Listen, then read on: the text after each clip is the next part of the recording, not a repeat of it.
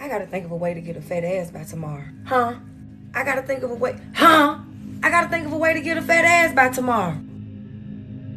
I can do what? Bitch, you think it's small. We need to be thinking big. You need to be thinking big, bitch.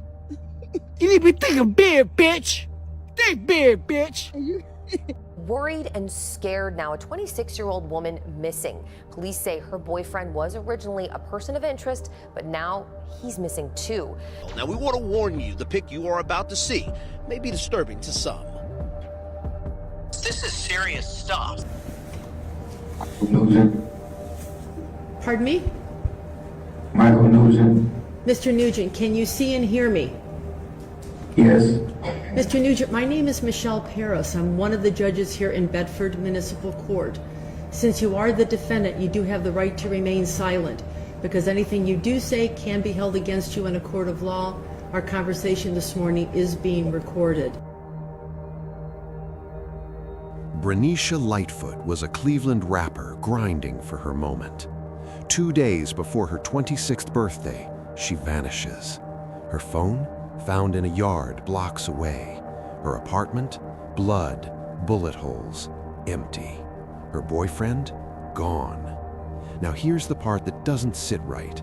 Vanishes wasn't just chasing music. She was trained to stop bleeding from gunshot wounds, trained to save lives when violence happens, only to be missing on her birthday. July 18th, family calls police, welfare check. They haven't heard from her, and her birthday is tomorrow. Police enter the apartment. What they see tells them this isn't a missing person case. This is something worse. And when they look for the boyfriend, Michael Rorty Nugent, he was nowhere to be found. So was he running, or was he hiding something? Because by Friday, detectives found him. And what he tells them raises a question nobody wants to answer. If her family already knew he could get violent, why was she still there? And if he had time to move her body, dump her phone, and clean the apartment, what else was he planning? Why during her birthday? Let's find out, because the apartment told a story that someone worked very hard to erase. Remember to like, share, and drop your thoughts or condolences in the comments. You're watching Hidden Crime Network. Yo, what's up? It's your girl Alana. I'm here to tell y'all that my new single Vicarious will be dropping this Friday, June 17th. Make sure y'all tap in and go get that. It will be on all streaming platforms, Apple Music, Spotify, YouTube. Anywhere you want to go, it will be there. I will be having a single release party Friday, Saturday, and Sunday. If you would like to come, just DM me and I will send out all the information and locations. Make sure y'all tap in and enjoy my new single Vicarious. I did it for Pride. It's a song for women and men, and I hope y'all like it. Tap in with me, y'all. Y'all won't be disappointed. Before she became a headline, Vanishes Lightfoot was Alata, a Cleveland rapper building her name the hard way. Independent, self-funded, posting, recording, performing, and praying the next clip would be the one that finally broke through. Born July 19, 1997, and raised in Cleveland, Ohio. To the people who knew her, she was warm, magnetic, the kind of person who made you feel seen. By 18, she was already working factory jobs alongside grown men, grinding to support herself and chase something bigger. That's when she became Alata. As a rapper, she was completely independent. No label, no manager, no team backing her. Just her music, and Instagram as her promotional engine. She posted snippets of tracks, behind-the-scenes footage, and kept her email in her bio for anyone who wanted to book her for a show. Her music was raw, street life, resilience, ambition. Tracks like The Blessing and others she dropped on YouTube, Spotify, and SoundCloud. She had over 23,000 followers who felt like they knew her personally. As Listen, God, please forgive me for my sins. In my bands, talking to myself like louder, we gon' win. Lost it all and got it back, and now I do it all again. You know I'm different, had to switch up cause these bitches ain't my friends. Don't call me bougie cause I fuck around and still be in the hood. If they let me be myself, I promise we gon' still be good. Praying for a new soul, praying for a new pole. Let a nigga try me, I'ma turn him to a new ghost. I just count the phantom, about to ride it like a new hoe. And you know I'm gifted, young and pretty in the bitch. No, I ain't sound still independent, think I'm slipping, baby, I'm just getting started. Made it farther than they said. But here's what most people didn't know. Vanishes wasn't just making music. She was part of something called the Wolfpack Gunshot Response Team, a community initiative tied to the federal Stop the Bleed program. Her trainer, Sincere Shakur, taught her how to pack gunshot wounds, knife wounds, even bomb wounds while waiting for emergency responders. She showed up. She learned. She wanted to help her community survive the kind of violence that was everywhere around her. Shakur would later say she was one of his brightest students. But on July 17th, everything stopped. No posts, no calls, no music, just silence. The woman who trained to stop the bleeding became the one who bled out. And by the time her family realizes something is wrong, it will be too late. Friends of Vanishes Lightfoot say she was committed to helping others. She was a magnificent human being, you know, and it's a shame that her light was put out in this way. She was learning to help others when we first introduced you to Lightfoot back in 2018. She was a member of the Wolfpack Gun Response Team Cleveland, which was part of the Stop the Bleed initiative started by the feds. I like this class because it's helpful, like, you know, help me to do anything I could do at any moment. You know what I'm saying? The best, you know, thing I could do when no one else is around at the time. I was her trainer, and she was trained to save lives, to stop knife wounds, to stop the bleeding in knife wounds, gunshot wounds, and also bomb wounds. And she was one of my brightest students. July 18th, 2023, the day before Vanishes' birthday. Her family hasn't heard from her. No texts, no calls, nothing. That's not like her. So they call Bedford police and ask for a welfare check. Officers start looking, and the first thing they find? Her phone, sitting in a yard near East 59th Street and Chester Avenue in Cleveland, just left there, like someone tossed it and kept moving. That's when the alarm bells start ringing. Police pull security footage from the area, and guess who shows up on camera near that exact spot? Michael Rorty Nugent, her boyfriend. Now officers head to her apartment, 501 Lee Road South, apartment 916 in Bedford. They knock, no answer. They use a key from maintenance and step inside. What they see stops them cold. Dried blood, bullet holes in the walls, signs that someone was seriously injured, maybe killed, right there in that apartment.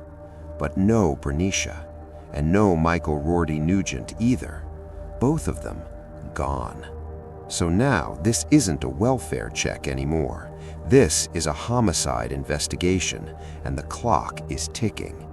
Police put out an alert. Find Michael Rorty Nugent, 31 years old, last known to be with Vanishes, has a criminal history, domestic violence, drugs, weapons charges. Family had already raised concerns that he'd been violent toward her before, and now he's missing at the exact same time she is. Coincidence or head start? Because by Friday, July 21st, detectives finally catch up to him. And what happens next, what he tells them, where he leads them, answers the question everyone's been asking. But it raises a worse one. If this was always going to end in violence, why didn't anyone stop it sooner? Worried and scared now, a 26-year-old woman missing. Police say her boyfriend was originally a person of interest, but now he's missing too. Now at 3, 19 News reporter Winnie Dorch has the very latest.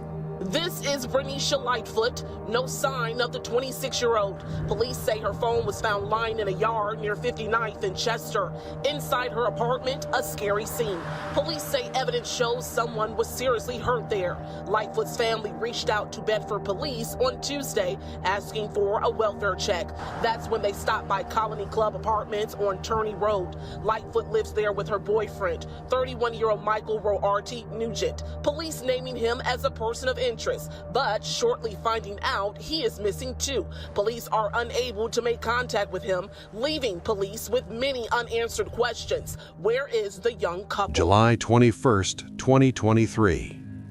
3 days after the welfare check, 3 days of searching, Bedford police finally locate Michael Roarty Nugent and take him into custody. They bring him in for questioning, and during that interrogation, he starts talking. He admits to shooting Vanishes Lightfoot on July 17th in the early morning hours, the 48-hour mark before her birthday. According to what he tells detectives, they got into an argument. He says she came at him with a knife. He says he felt threatened and grabbed his gun, hidden near the living room wall, and fired. Self-defense, he claims. But here's where his story falls apart. Vanishes was shot multiple times, throughout her body. And after she was dead, he didn't call 911. He didn't try to get help. He didn't panic and freeze. He wrapped her body, he loaded it into his vehicle, and he drove to a wooded area in Cleveland's Slavic Village neighborhood, near East 64th Street and Francis Avenue, and dumped her. Then he took her phone, drove to a completely different location near East 59th and Chester, and tossed it, trying to create confusion, trying to buy time. Then he went back to the apartment, cleaned up the blood, and tried to act like nothing happened. That's not panic. That's a plan. After the confession, Roarty Nugent leads detectives to the exact spot where he left her body. They recover her remains. They recover the firearm. Vanishes Lightfoot, the woman who trained to save lives from gun violence, became a victim of it. But then Monday, July 24th comes. Roarty Nugent appears in Bedford Municipal Court.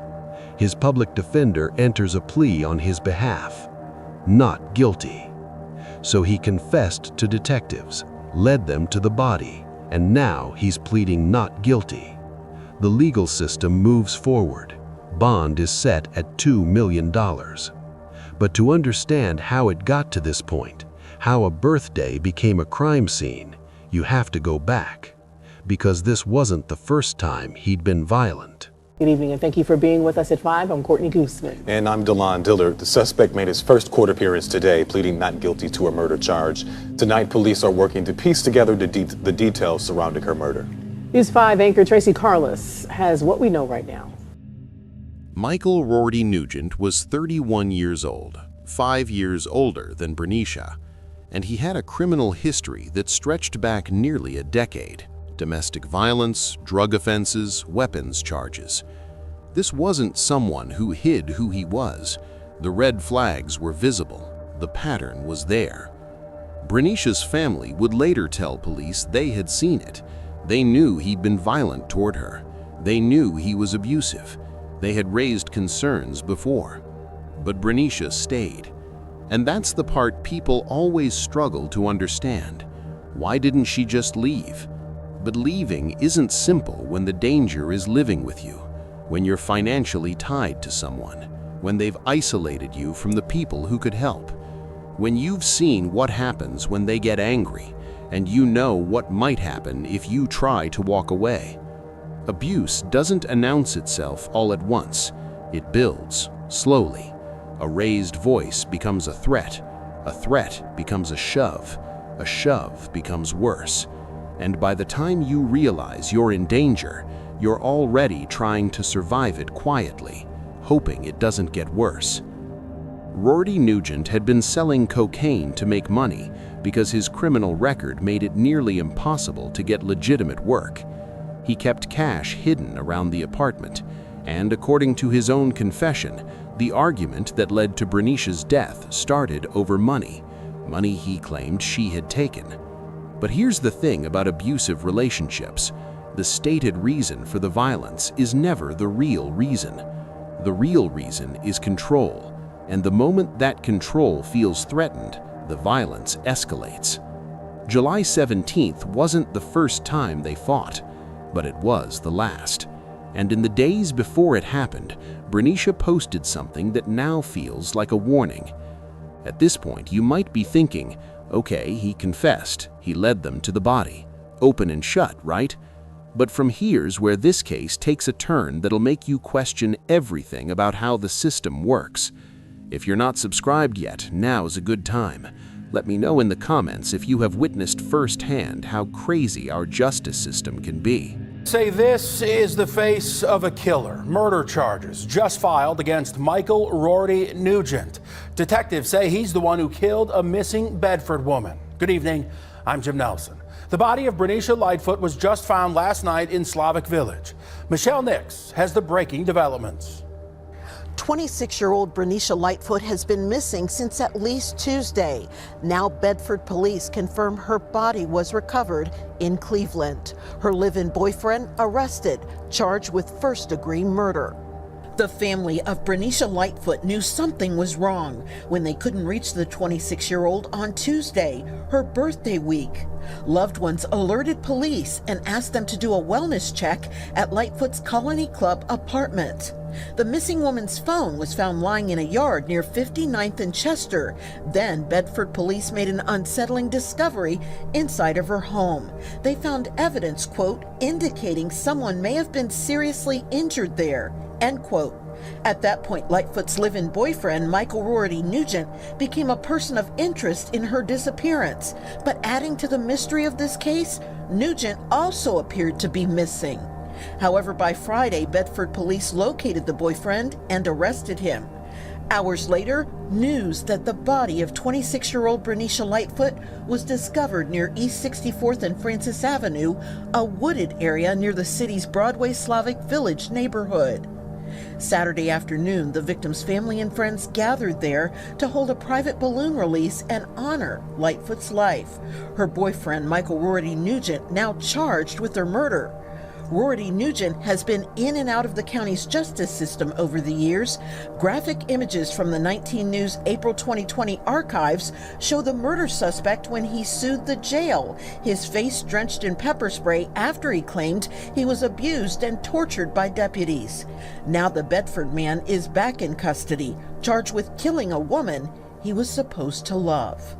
The victim's exact cause of death has not been released at this time. The medical examiner's office will perform an autopsy, but her live-in boyfriend is behind bars and will face a judge on Monday morning to answer to a charge of first-degree murder. I don't even know why I'm tripping. If I want to mess with the smoke, dog.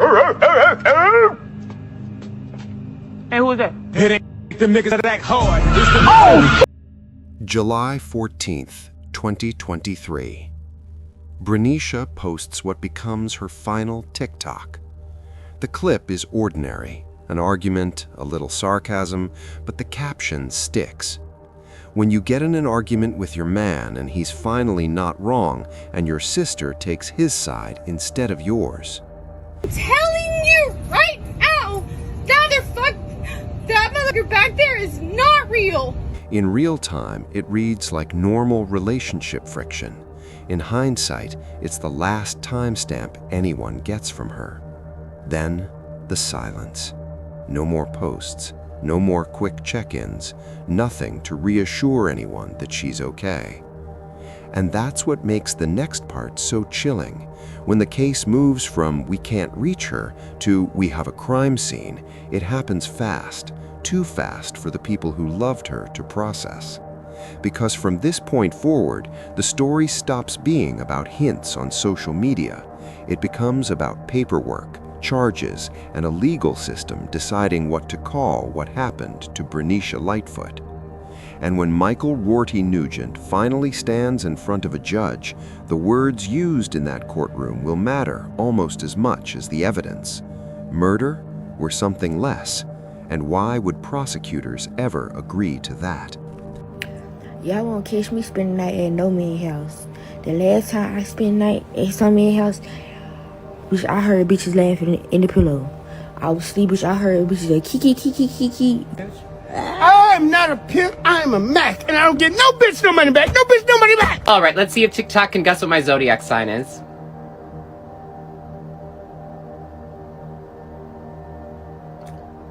It really got it. What? July 24th, 2023. Michael Rorty Nugent stands before Judge Michelle Paris in Bedford Municipal Court. The charge? Murder, pursuant to Ohio Revised Code 2903.02, a first-degree felony.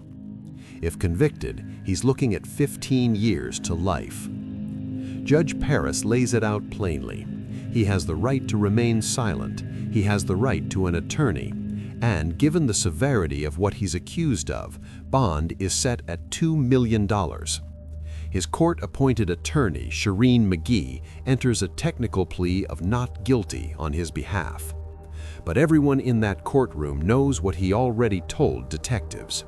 He shot Brenisha Lightfoot in their apartment on July 17th. He wrapped her body. He dumped it in the woods. He discarded her phone miles away. So the question isn't if he did it. The question is what the legal system will call it. Fast forward 7 months. February 28th, 2024. Rorty Nugent is back in court, this time in front of Judge Dina Rena Calabrese. And this time, there's no murder charge on the table. Instead, he pleads guilty to 3 charges: involuntary manslaughter, not murder, tampering with evidence, and gross abuse of a corpse. Judge Calabrese sentences him to 23 to 28.5 years in prison. It's a substantial sentence, decades behind bars. But for Brenisha's family and friends, it doesn't feel like enough. Because involuntary manslaughter suggests something unintentional, something that happened in the heat of the moment without the intent to kill.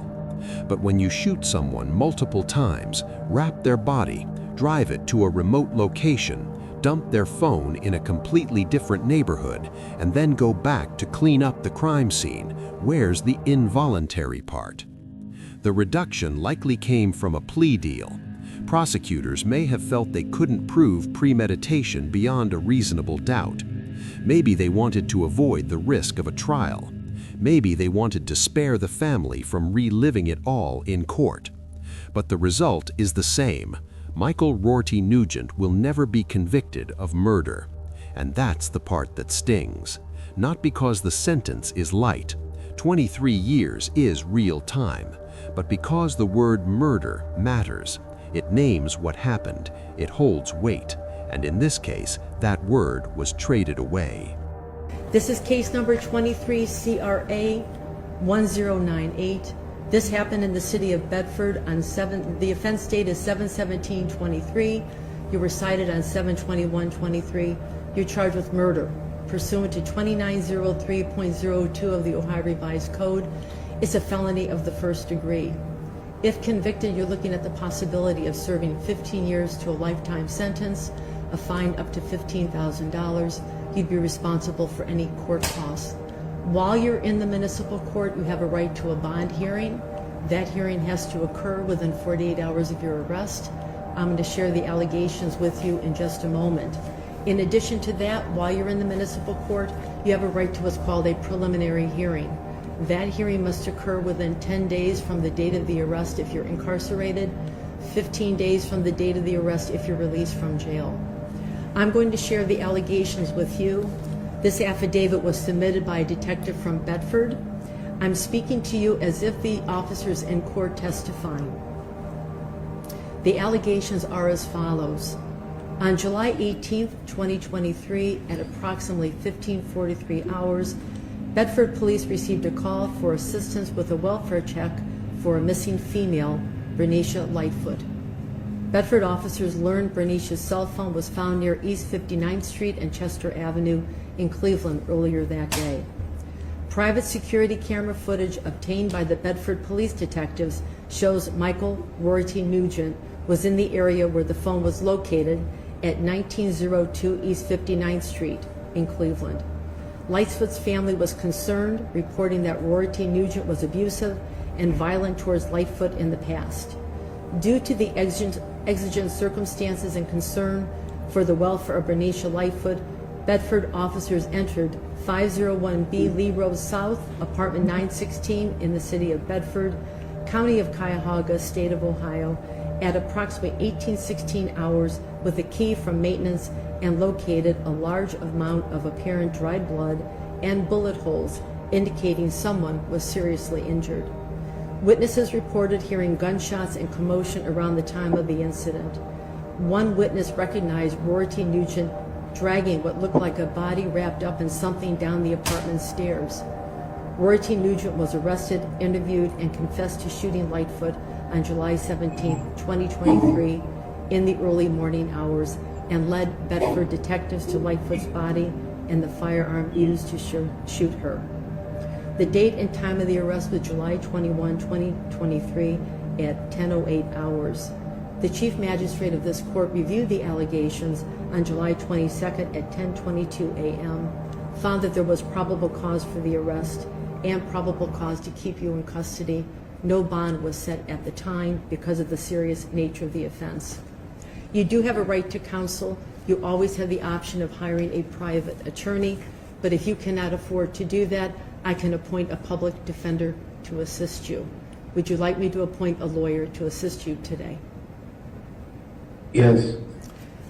There is someone in the courtroom right now. Her name is Shireen McGee. She's appointed to represent you in this proceeding. The courtroom will be cleared. It will be a private, confidential conversation. When she's finished, I'll come back in the courtroom and we'll conclude this proceeding for today. So we're going to turn the record off for now. There's a reason this case sticks with people. Not because the timeline is complicated, but because the contrast is brutal. Bernicia Lightfoot was building a name as a Lotta and training to help people survive the exact kind of violence that later took her life. When the case finally reached its legal finish line, the label wasn't murder, it was involuntary manslaughter, plus tampering with evidence and gross abuse of a corpse. That gap between what the public thinks they're hearing and what the court ultimately writes down can feel like the system speaking a different language than everyone else. Plea deals can bring certainty and avoid the risk of a trial, but they can also leave families feeling like the truth got negotiated into a smaller word. And here's what I can't shake. Even with a major bond and a long sentence, nothing in a courtroom restores what was taken. All that's left is a name, a story, and the responsibility to tell it accurately without turning a real person into content. If you want to honor Bernicia in a real way, share her story responsibly and check on the people you love when something feels off. Was justice served here, or was it renamed? Drop your thoughts in the comments, like the video if you want more cases covered with care, and subscribe for the next one. Until next time, remember that your choice of partner goes beyond infatuation and pleasure. It can be a death sentence. Stay safe, stay wise, and thank you for joining us today. See you in the next story from Hidden Crime Network. Bye for now.